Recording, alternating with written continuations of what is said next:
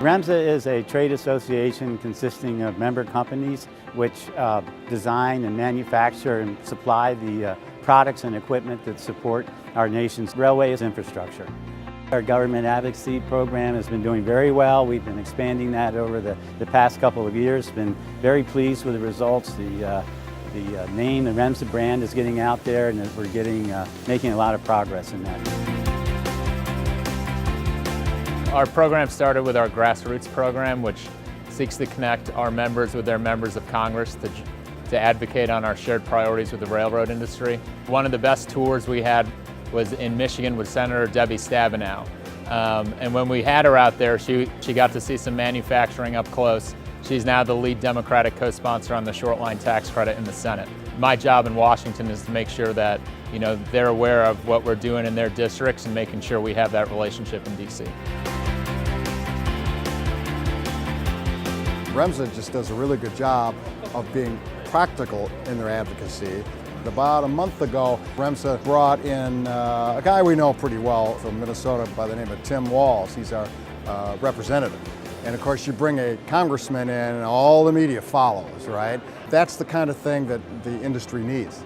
Positive publicity that moves the lawmakers to a place where they do more for the industry. We talked about rail safety, rail advocacy. We talked about our zone guard system that saves track workers' lives. And so there was a lot of big heavy hitters there. And because the media was following him around, it got a lot of good publicity. So LT Resources has been in business over 20 years now. And basically what we do is we develop composite materials that last longer and that are cost effective and durable and improve life cycles for the rail industry. What REMSA does is beneficial as far as just being that interface with what's going on in Washington, D.C. and the congressmen on that level. It gets our message of our industry and what we do out to people who are making major decisions that affect our industry. Congressman Louis Gohmert came and visited with us and was very interested in exactly what the company was doing.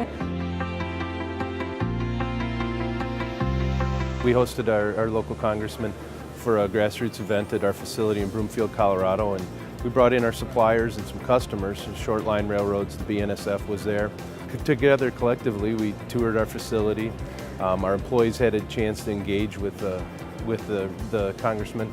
It's important for our employees as well to be able to have a chance to see how big of an impact that they have daily on the economy of this nation. The great thing that REMSA affords the membership and its customers is it does cater a lot to the smaller companies that may not have an arm or a reach into DC.